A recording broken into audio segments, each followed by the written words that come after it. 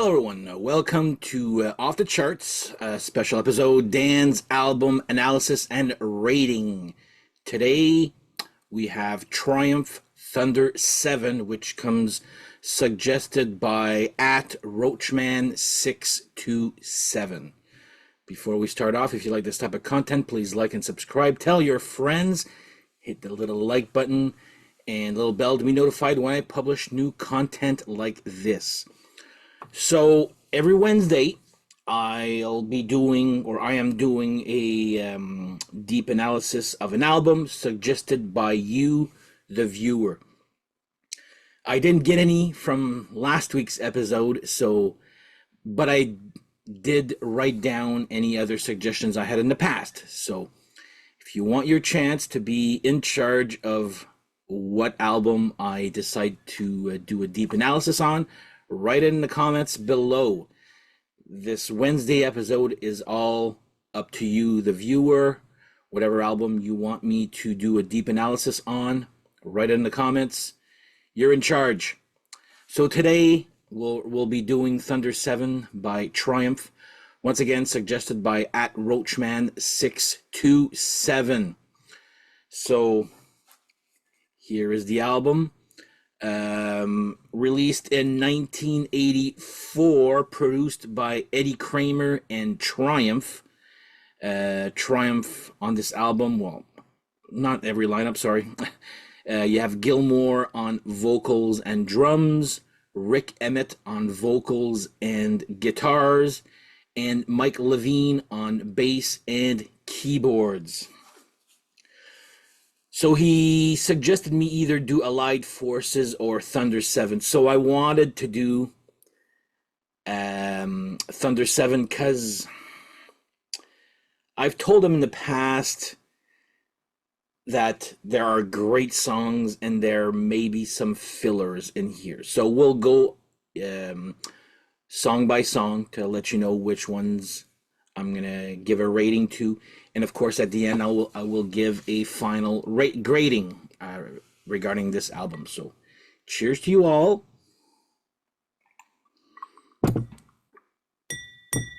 There we go.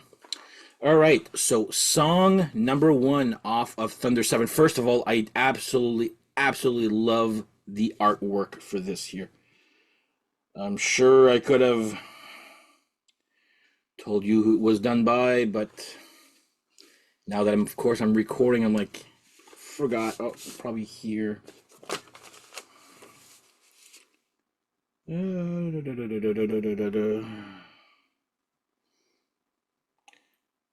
Dean Motter for Modern Image Work Concept. So art direction design. There you go.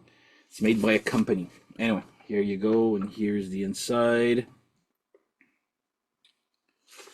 All right, let's go with the songs. Once I'm able to put this damn record back in there. That's what happens when you buy stuff used. Sometimes you're not sure how the inner sleeve will... There we go. Song number 1 is Spellbound. I'm not even sure where to begin with this one here. First of all, I'm giving this one a 10 out of 10.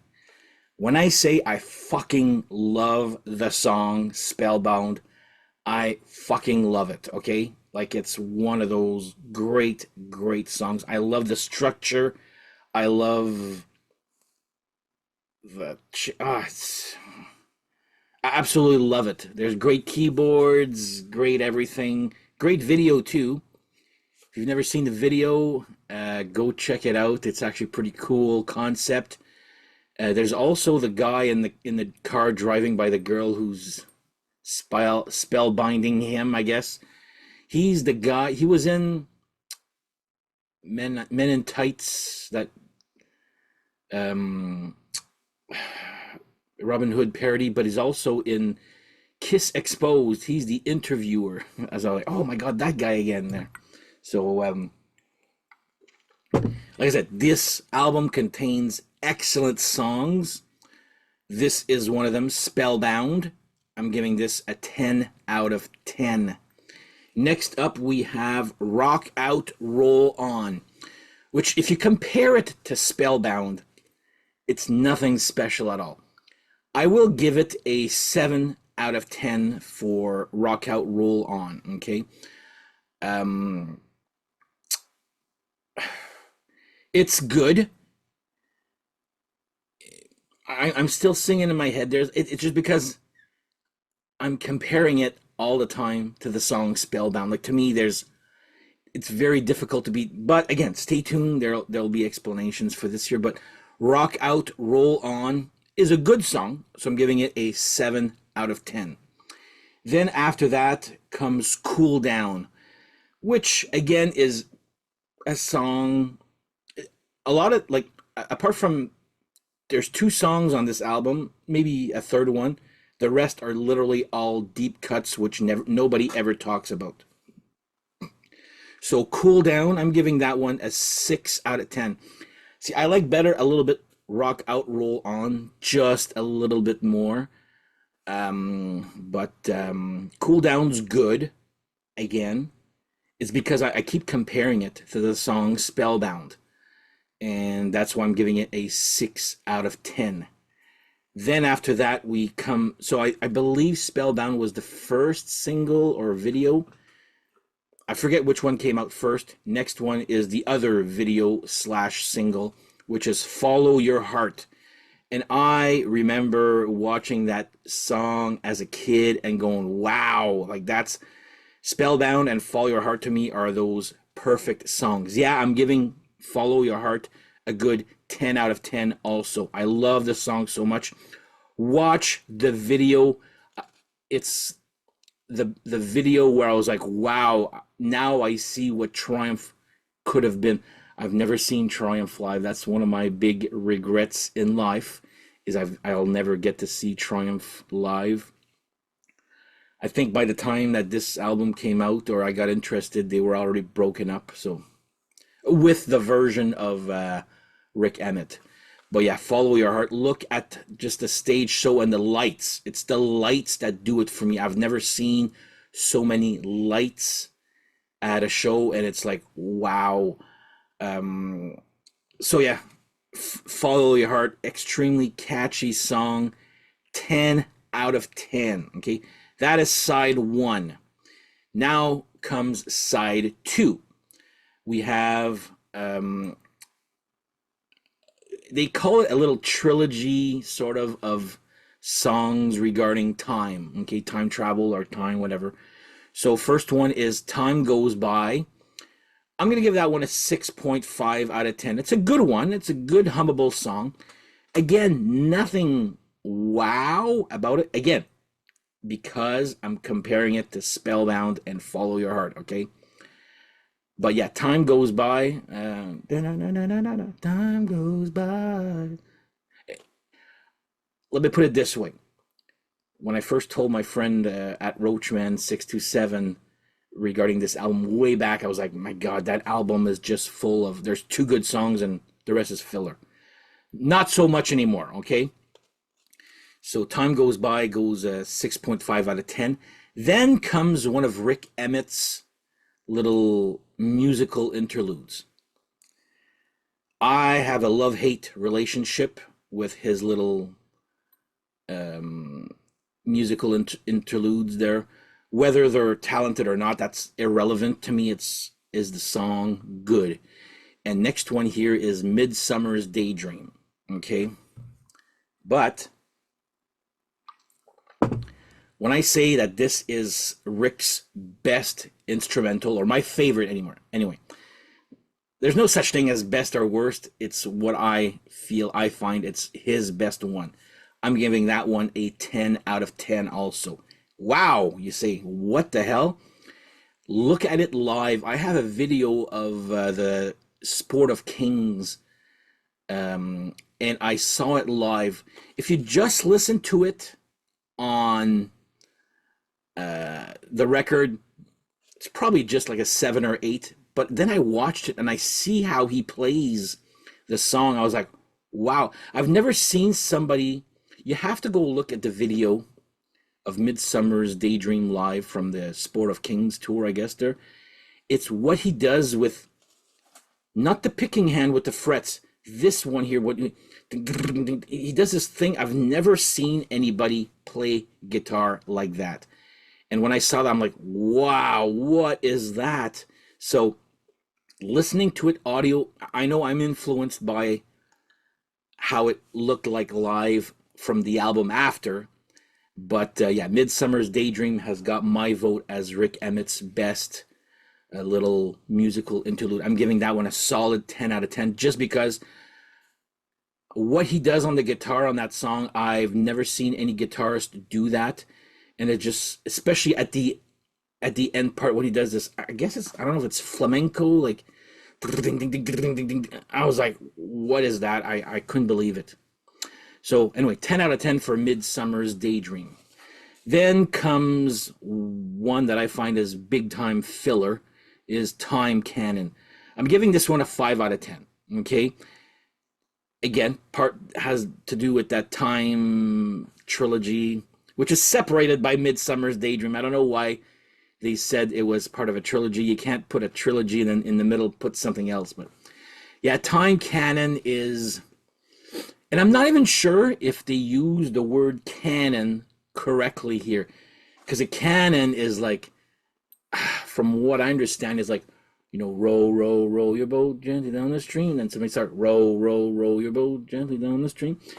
This one is just overlapping. It's just a vocal melody of the word time, time, time, time, time, time, time, time. It's, to me, it's not a canon. Again, correct me if I'm wrong. I did study music, piano and stuff like that. I even asked my dad, is this a canon? And he's like, no, it's more like a repetitive overlapping.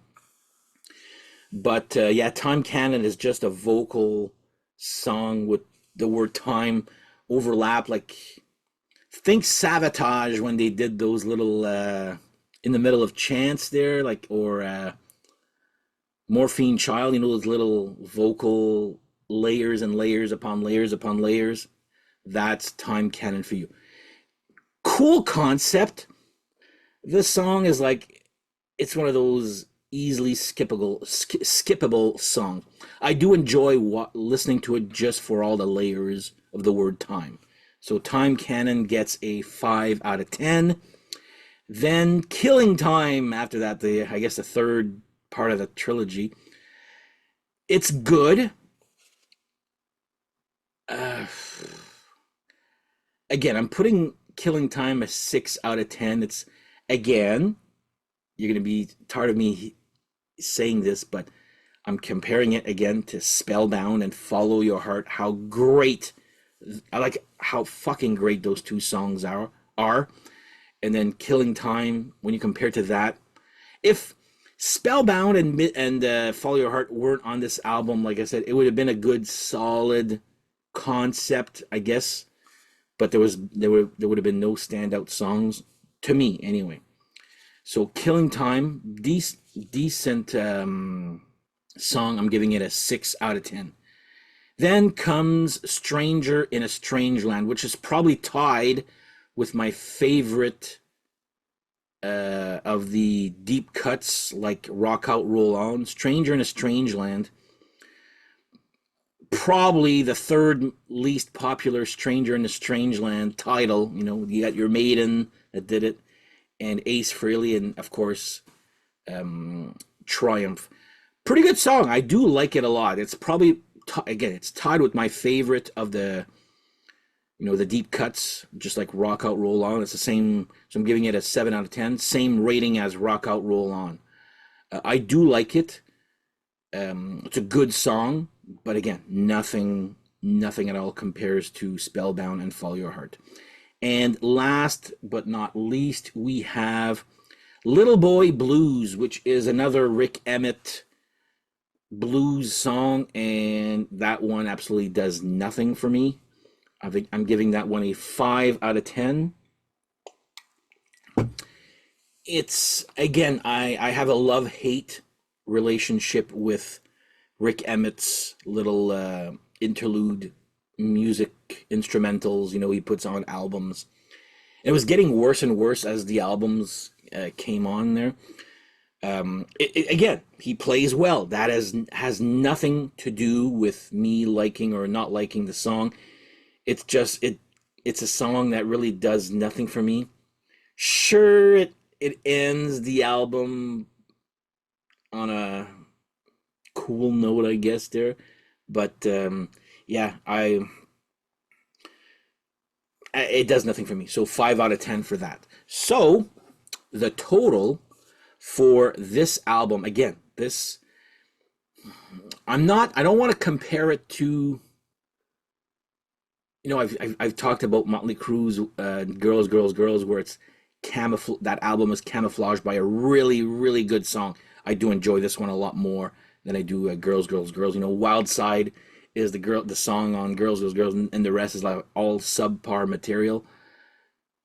Kind of reminds me of this, but you've got 3 fucking bangers here, like 2 really good singles. It's almost like they concentrated on Spellbound and Follow Your Heart, and then the rest they were like, that's good enough. There, we'll survive with Spellbound and Follow Your Heart.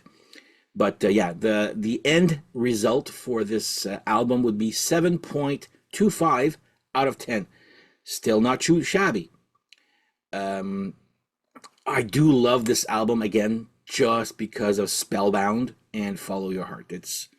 It's a weird song. Like I said, I was curious. I'm like, okay, how am I gonna do this album here? Like, I really love 2, sometimes 3 songs, but the rest is just like good. It's nothing bad. It's just I find it good.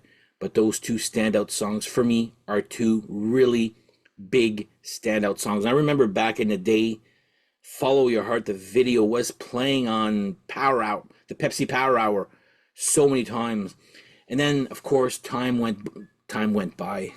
Time goes by. Fuck, I'm quoting this album now. Maybe 10, 15 years later, I saw a video of Follow Your Heart again on. Canadians will know it was an after Power Hour and Power 30 were gone. It was loud, but it played on Friday nights, and I saw the video for Follow Your Heart. I was like, wow, I forgot how good that song was and how cool the video is and how much it made you want to go see Triumph live. That's one of my big regrets, is I've never seen Triumph live. But anyway, that is my final rating. 7.25 out of 10 for Triumph's Thunder 7. Fuck, I can't talk. There we go. But anyway, that's my rating. So, again, if you have any more suggestions for you, the viewer, being in charge of what I grade, write the comments below. I'm curious to see what your suggestions are. Also, I want to do some album analysis of albums I really haven't shown on this channel. It's a good excuse for me to show either these one-offs or rare albums that and I've got over 1,400 vinyls, so we got a lot to choose from. Plus, I still have a lot of CDs here. So anyway, try your luck. The worst is going to happen is I'm going to say I don't have it, but every time someone suggests me something, I write it down and I put it on my Discogs wish list, okay? So eventually some of these album suggestions will see the light of day in my collection, because I'm trying to get all the hair metal I can get. It's going to be an expensive and tough journey, I know. But you know what? It's going to keep me going until I can't do this channel anymore, I guess. I don't know. But yeah, anyway. So looking forward to your input, guys. So once again, thank you guys for subscribing and all that. Keep it going. As you can see, I don't have anything else to do, since you've seen a couple of times ago what's happened to me. But anyway, so Thunder 7 gets 7.25 out of 10. Looking forward to another suggestion from you guys. On that note, thank you guys for watching, and we shall see you guys next episode. Take care.